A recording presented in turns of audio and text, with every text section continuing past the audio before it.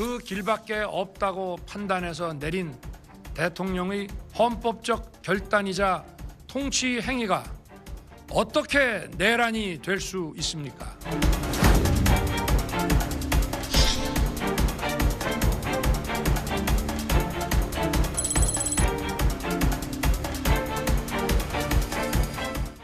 대통령님께서 국회 법령집을 달라고 찾으셨고 제가 나와서 저희 해당 과장에게 법령집을 좀 갖다 달라고 이야기를 했고 기다렸다가 법령집을 받아서 다시 안에 넣어드렸습니다.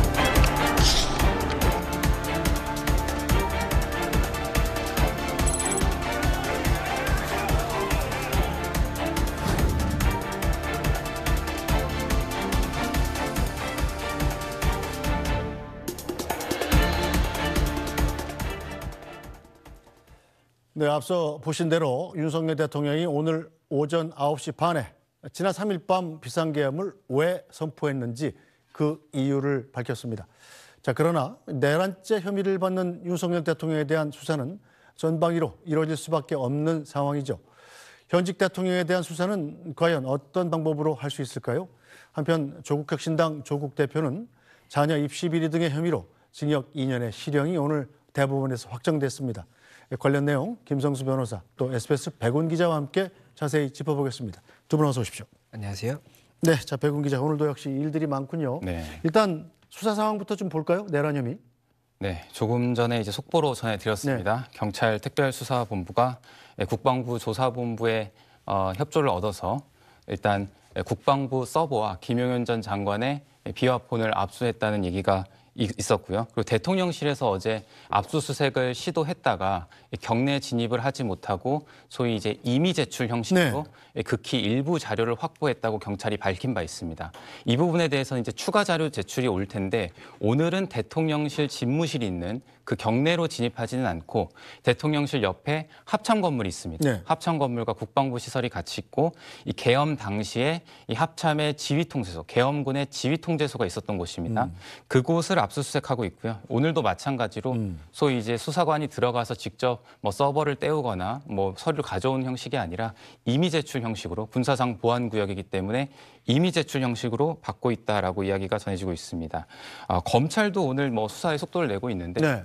국무위원 중에 조규홍 복지부 장관을 불렀습니다. 조 장관 같은 경우는 어제 국회에서 국무위원 상대로 긴급 이제 현안 질문, 대정부 질문 형식의 이제 질문이 있었을 때 이번 국무회의가 위헌 위법하냐라는 질문에 그렇다고 대답을 했다가 다시 자신이 판단할 사안은 아니다라고 말을 바꾼 그 장관입니다.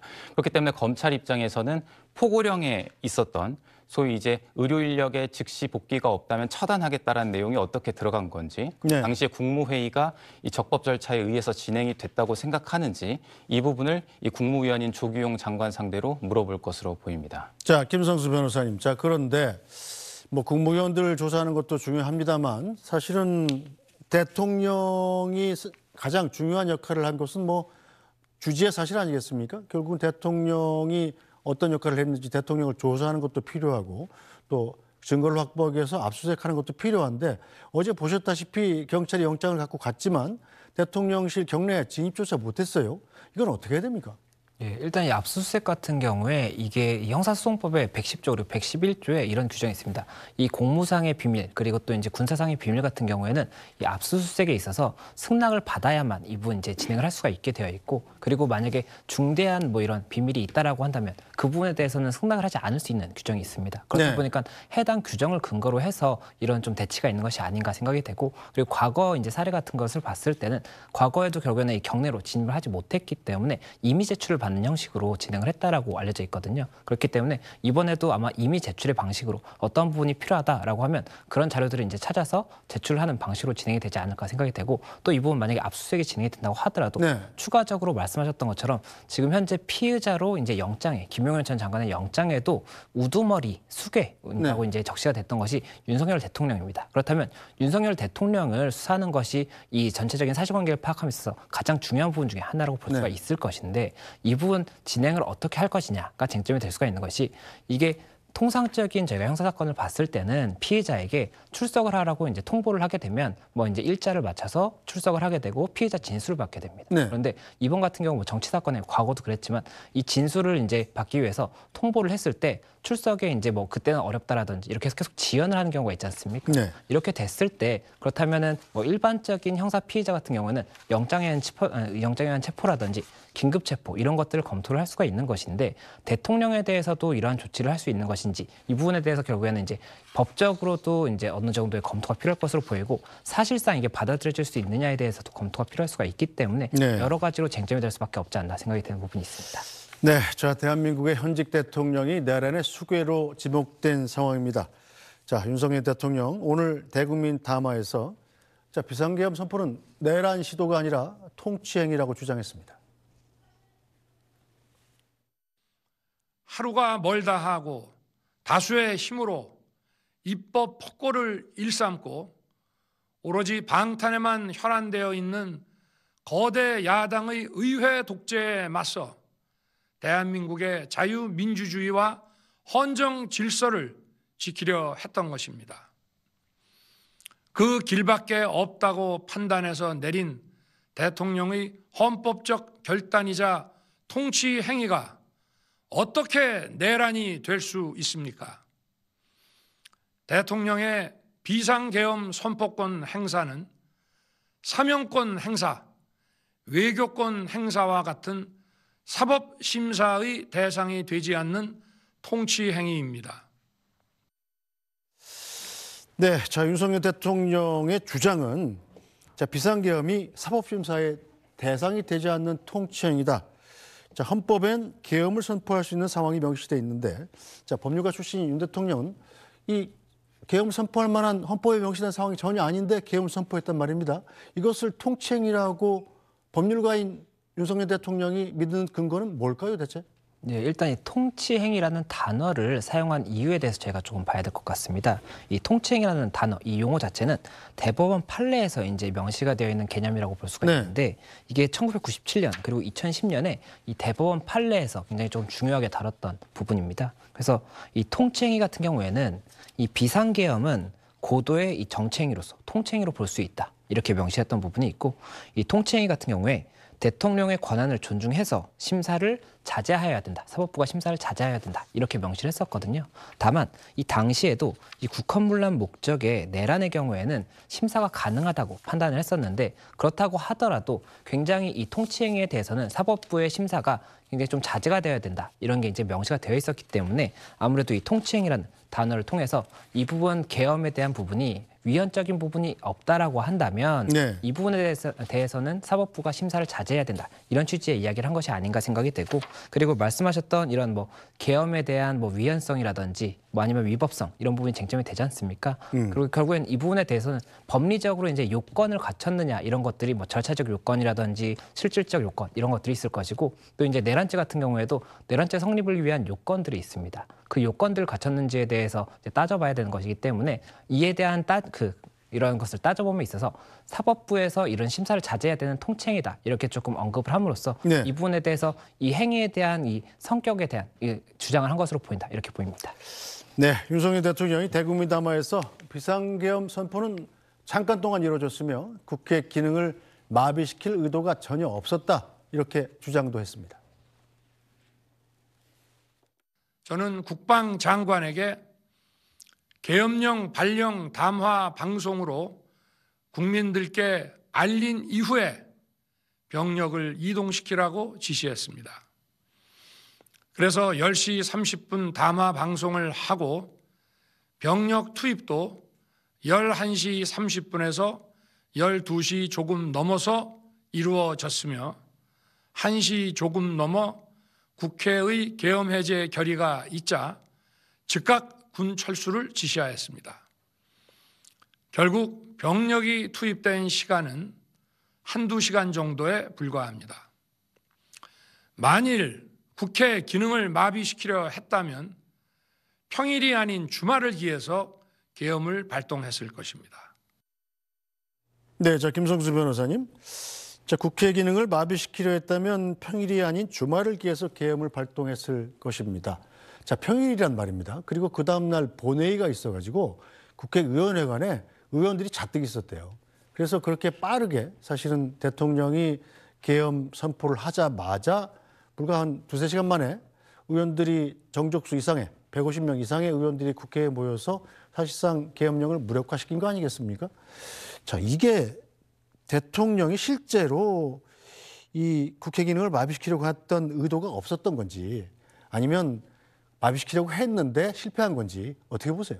일단 이 담화문의 이 전체적인 취지를 봤을 때는 네. 이 계엄 선포 자체가 작금의 위기 상황을 국민들에게 알리기 위한 비상조치였다. 이런 취지이고 또 한 가지가 이게 내란죄가 지금 쟁점이 되고 있지 않습니까? 네. 이 내란죄가 되기 위해서는 이 형법 87조에서 명시를 하고 있는데 대한민국 영토의 전부 또는 일부에서 국가 권력을 배제하거나 국헌을 문란하게 할 목적으로 폭동을 일으킨 자에 대해서 내란죄로 처벌한다라고 명시가 되어 있기 때문에 이런 부분, 이 국가 권력을 배제한다거나 국헌 문란의 목적이 없었다 이렇게 이야기를 하는 것이고 그리고 그거에 대한 근거로 말씀하셨던 것처럼 국회 기능을 마비시키려고 했다면 이 평일이 아니라 주말이라고 한다면 이 국회의원들이 지역구에 가 있을 수도 있지 않습니까? 대부분 지역구에 내려갑니다. 그렇죠. 예. 그렇기 때문에 그렇다면 이렇게 신속하게 모일 수가 없었겠죠. 그렇죠. 그래서 그런 부분을 했을 것이고 또 국회에 대해서 단전 단수를 통해서 또 어떠한 이런 절차 진행에 또 방해를 할 수도 있던 부분이 있었고 또 만약에라도 이렇게 준비를 한다고 한다면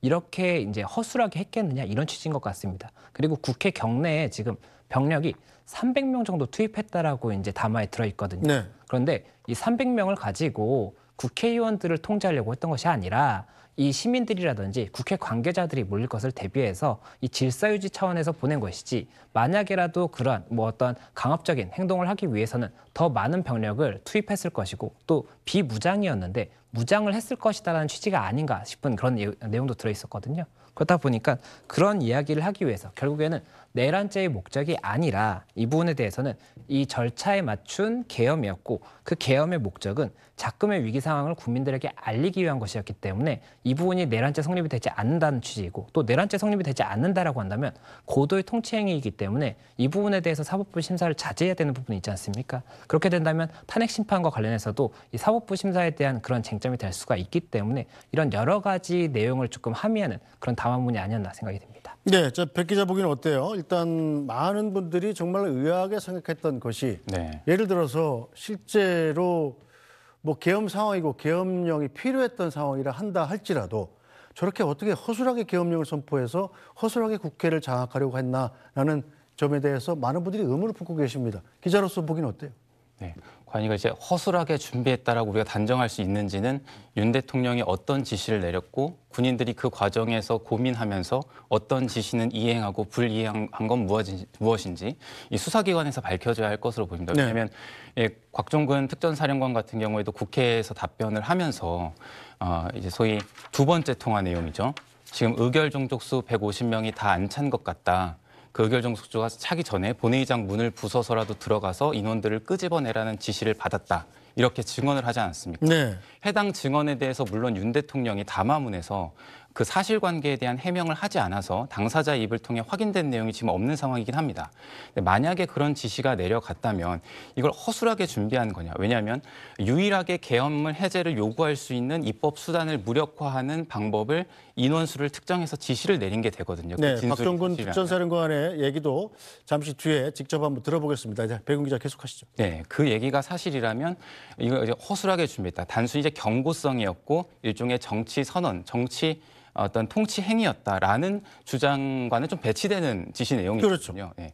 이런 부분이 이제 수사기관에서 밝혀져야 되고 밝혀지기 전에 사실 윤 대통령이 오늘 25분 넘게 담화문을 발표했으면 그 담화문 안에 국회에서 제기된 군 장성들의 증언 그리고 의혹에 대해서 좀 어느 정도라도 이 사실관계 설명을 했다면 해소가 됐을 텐데 오늘 담화문으로도 이제 그 내용은 해소가 안 된 상황입니다. 네, 자 그렇다면 곽종근 특수전 사령관 증언을 직접 한번 들어보겠습니다. 자, 국회에 진입할 때 윤석열 대통령이 직접 전화를 걸어서 자 의원들을 끌어내라 이렇게 직접 작전을 지시했다는 내용입니다. 구체적으로 어떤 말씀이 있으셨나요? 대통령께서 비화폰으로 제게 직접 전화를 하셨습니다. 의결 정족수가 아직 다 안 채워진 것 같다. 빨리 문을 부수고 들어가서 안에 있는 인원들을 끄집어내라 라고 말씀을 하셨습니다.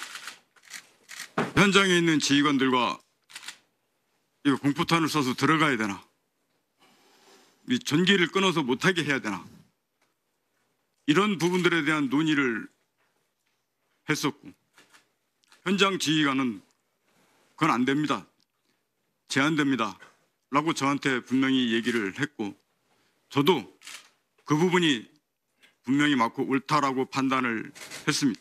그래서 현 위치에서 더 이상 안으로 진입하지 마라 라고 중지를 시켰습니다. 네, 자 변호사님, 이 곽종근 특전사령관의 진술로 보아할 때 이 헌법기관인 국회의원들을 무력으로 끌어내라는 지시를 했다는 거 아니겠습니까? 물론 이게 사실인지 아닌지 여부는 검증을 해봐야 되겠습니다만, 만약에 맞다면 이건 내란죄에 해당됩니까, 안 됩니까? 네, 만약에 맞다라고 한다면 내란죄가 앞서 말씀드렸던 것처럼 이 국헌문란이라든지 아니면 국가기관 권능 행사를 불능하게 하는 이런 목적이 있었다라고 한다면 내란죄가 될 수가 있기 때문에 이 국회 같은 경우에는 국가기관이지 않습니까? 네. 이 국회가 권능을 행사할 수 없도록 그것을 임시적으로 하였다고 하더라도 그 대법원 판례상 임시적인 그런 영원하지 않은 이런 권능 행사의 불능 목적이라고 하더라도 이 내란죄가 성립될 수 있다는 판례가 있기 때문에 그 부분이 맞다라고 한다면 결국에는 내란죄의 성립 가능성이 높아지기 때문에 이 부분이 굉장히 중요한 사실관계가 될 것이고, 네. 다만 지금 현재 지시를 받았다라고 하는데 이 지시의 주체가 누구인지도 중요합니다. 이 지시가 만약에 대통령이 직접 했다라고 한다면 대통령의 내란죄 혐의에 대한 굉장히 중요한 증거가 될 수가 있겠지만 그 뭐 중간에 다른 또 이제 상부가 있었다라고 한다면 이 상부가 대통령의 지시를 받았는지 여부는 또 별도의 쟁점이 될 수가 있지 않습니까? 그렇기 때문에 그러한 증명들을 거쳐서 이러한 지시가 있었다라고 한다면 어디에서 받은 것인지, 그리고 이것을 받은 사람에게 다시 한번 물어서 이것이 그럼 대통령의 지시였는지 이런 것들을 이제 꼼꼼히 따져봐야 되는 겁니다. 네. 그래서 그런 부분들을 통해서 확인을 해야 되는 부분이 있고, 또 이것을 이렇게 끌어내라라고 했다는 것 자체가 지금 내란죄가 성립하기 위해서는 이러한 목적도 있어야 되지만 폭동이라는 행위가 있어야 됩니다. 그렇기 때문에 이러한 행위를 폭동으로 해석할 수 있느냐에 대한 법리적인 판단도 있어야 되는 부분이 있기 굳이 때문에 유리창을 깨고 국회로 난입한 것은 폭동이라고 볼 수 없나요? 예, 아무래도 폭동으로 볼 가능성이 높습니다. 네. 다만 지금 현재 이 오늘의 담화문에서 나온 것은 이런 국회의원을 끌어내려는 목적이 아니라 국회 질서를 이제 조금 안전을 위해서 뭐 보낸 것이다 이렇게 이야기를 하고 있고, 만약에 이건 들어가는 부분이 있지 않습니까? 국회 안전을 위해서 특수부대를 국회에 넣었다고요? 예. 국회는 불안한 일이 전혀 없었는데요. 그 담화문에 이제 예. 봤을 때는 그 시민들과 그리고 국회 관계자들이 일시에 몰릴 것을 이제 대비를 해서 뭐 안전상의 이유로 이제 그 병력을 투입했다 이렇게 이야기를 했기 때문에 이 부분이 이제 사실이냐 아니냐에 대한 쟁점이 되는 겁니다. 결국 네. 오늘의 이 담화문의 가장 중요한 부분은 지금 담화문에서 이 내란 당일에 내란이 아니죠, 계엄 당일에 네. 이 사실관계에 대해서 일부 이제 내용이 들어간 것이 있습니다. 그러면 이 일부 내용이 실제 사실인지를 따지는 이제 절차를 거쳐야 되는 것이고, 네. 지금 현재 여러 가지 진술이 나오고 있지 않습니까? 그럼 이 진술에 대해서 이 진술을 뒷받침할 만한 다른 증거들이 어떤 것이 있는지 이것들을 봐야 되는 것이고, 또 이제 경내에 진입하는 그런 과정에 있어서 경내에 진입하는 것을 지시한 또 지휘관도 있을 겁니다. 그럼 그 지휘관은 누구에게서 이런 지휘를 받았는지 이것을 확인해야 되는 겁니다. 네. 그런 부분들을 다 특정을 해서 어떠한 행위를 했는지에 대해서 다 이제 나열을 하고, 이러한 행위가 폭동에 해당하는지, 그리고 또 이것이 권능 행사를 이런 목적을 이제 본 것으로 볼 수 있는지 이런 것들을 종합적으로 판단을 해야 되기 때문에 결국에 지금 상황에서 가장 중요한 것은 사실관계를 확정하는 것이고, 이것을 위해서는 뭐 압수수색이나 이런 부분도 필요할 것이고, 네. 관계자들의 조사도 굉장히 좀 빨리 이루어져야 되기 때문에 여러 가지로 수사기관이 신속하게 움직일 수밖에 없습니다. 네, 속보가 계속 나오고 있습니다. 자, 내란 혐의로 구속영장이 청구된 김봉식 서울경찰청장이 영장 심사를 포기할 의사를 밝혔다는 소식입니다. 자, 다시 한번 전해드리겠습니다. 이제 내란 혐의로 구속영장이 청구된 김봉식 서울청장이 영장 심사를 포기할 의사를 밝혔다고 합니다. 자, 백운 기자가 이 내용을 좀 설명해 주시죠. 어떻게 지금 내란 혐의로 고발되고 영장이 청구가 되면 어떻게 다 전 국방장관도 그렇고 네. 영장 심사를 포기하고 있습니다. 왜 그렇죠? 물론 이제 조지호 경찰청장은 아직 입장을 밝히지 네. 않았기 때문에 조지호 경찰청장에 대한 이 구속 전 피의자 신문은 진행될지 말지는 조금 더 지켜봐야 될 것 같습니다. 오늘 경찰이 이제 소위 이제 지휘부 보스와 이제 두 번째입니다. 경찰청장과 서울청장에 대해서 이 구속영장을 동시에 신청을 했고 아마 청구가 되고 심사가 신속하게 이뤄질 것으로 보입니다. 서울청장 같은 경우는 이제 포기 의사를 밝혔기 때문에 만약에 검찰이 구속영장을 청구해서 심사 일정이 잡힌다면 검찰만 참석한 채로 소위 이제 구속영장에 적시된 범죄 사실들을 설명하고 이 판사가 이 구속의 적절성 여부를 그 서류에 근거해서 판단해서 구속 여부가 정해질 것으로 보입니다. 이 조지호 경찰청장과 김봉식 서울청장 같은 경우는 어제 저희가 보도로도 전해드렸습니다만 이 비상계엄 선포 3시간 전에 안전가옥이라 불리는 대통령의 이제 삼청동 안가에 모여서 네. 이제 비상계엄 선포가 되면 확보해야 하는 국가기관을 전달받은 것으로 알려져 있습니다. 그 기관에는 국회를 포함해서 이제 MBC 같은 언론사도 포함된 것으로 알려져 있습니다. 이 기존의 조지호 경찰청장은 국회에 나와서 이렇게 해명했습니다. 네. 사전에 비상계엄 선포 사실을 몰랐고 대기하라는 명령이 있어서 자신은 대기를 하고 있다가 이 선포되는 이 담화를 보고 자신도 놀랐다라는 취지로 이제 진술을 했거든요. 근데 이 내용이 어제 이제 다수의 언론사 보도에 따르면은 이제 사실이 아닌 것이 된 거고 아마 이 구속영장이 신속하게 신청된 데에도 경찰이 이 조사를 했기 때문에 그 조사 과정에서 소위 이제 거짓 진술을 국회에서 한 점, 이 점도 작용을 했을 것으로 보입니다. 네, 선관위가 또 입장을 냈군요. 계속해서 속보가 나오고 있는데 자, 선관위가 대통령의 부정선거 주장을 강력히 규탄한다. 네. 이런 입장문을 냈습니다. 자, 선관위의 이 부정선거 의혹이 이 계엄령 선포의 주된 이유 가운데 하나였다가 바로 윤석열 대통령의 오늘 아침 담화 내용 아니었습니까? 네. 선관위가 정면으로 부정한 거죠. 네. 윤 대통령의 앞부분에서는 기존의 대통령실이 야당을 향해서 내놨던 비판을 반복했습니다. 네. 또 이제 예산안 감액 과정, 그다음에 이 수사기관을 포함한 탄핵의 남발, 이건 사실 대통령실이 반복해왔던 일종의 정치 구호와 비슷한 내용이었습니다. 그리고 그 다음에 차마 말하지 못했지만 이 비상계엄에 이르게 된 진짜 이유를 이야기하겠다면서 얘기한 게 이 선관위의 소위 이제 부정선거 의혹입니다. 사실 지난달 말에 이제 국정원이 북한의 해킹 세력이 선관위 시스템을 해킹했다라는 사실을 밝혔고 그 후속 절차로 국정원 참관 하에 이 선관위 시스템에 대한 점검이 있었는데 이때 선관위 시스템이 이제 외부에서의 소위 접속이 그리 어렵지 않을 정도로 방화벽이 허술하고 얼마든지 조작이 가능한 것을 알게 돼서 네. 대통령으로서 충격을 받았다. 윤 대통령은 이렇게 지금 주장을 하고 있거든요. 사실상 선관위 시스템이 그렇게 방화 수준이 높지 않다. 그리고 조작 가능성이 얼마든지 있다. 그렇기 때문에 부정선거 의혹을 지속해서 제기하고 있는 겁니다. 네. 이에 대해서 선관위가 입장을 낸 거고요. 이 선관위를 무단 점거하고 위헌 위법한 행위를 했다는 것이 윤 대통령 담화문으로 확인이 됐다라고 밝혔고요.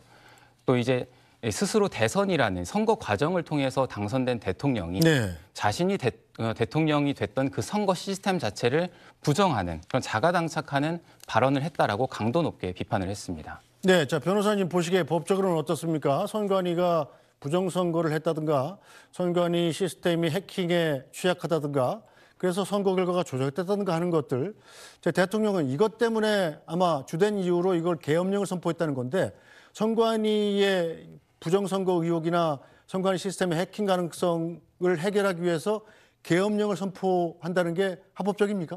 네, 오늘 담화의 내용을 봤을 때는 말씀하신 그런 내용 그리고 또 여러 가지 이유를 근거로 해서 계엄을 선포했다라고 이야기를 하고 있는데 이 대한민국 헌법 77조 그리고 계엄법 2조에 보면 이 계엄을 선포할 수 있는 요건에 대해서 명시가 되어 있습니다. 그래서 이 77조에서는 대통령이 전시, 사변 또는 이에 준하는 국가 비상사태에 있어서 병력으로서 군사상의 필요에 응하거나 공공안녕 질서를 유지할 필요가 있을 때 계엄을 선포할 수 있다라고 명시를 하고 있고 이 계엄법 2조에서는 이 계엄에 대해서 이번 비상계엄은 전시, 사변 또는 이에 준하는 국가 비상사태에 있어서 병력으로서 군사상 필요한 경우와 공공의 안녕질서를 유지할 필요가 있을 때 선포하며 영장제도, 언론, 출판, 집회, 결사의 자유와 같은 국민의 기본권을 제한할 수 있다 이렇게 명시를 하고 있는데 결국에는 여기에 지금 오늘 말했던 여러 가지의 탄핵안이라든지 아니면은 그 말씀하셨던 선관위 이런 부분들이 포함될 수 있다라고 볼 수 있느냐 이것이 이제 쟁점이 될 수가 있는 것이고 결국에는 이게 법적으로 어떤 쟁점이 될 것이냐면 지금 윤석열 대통령과 관련해서는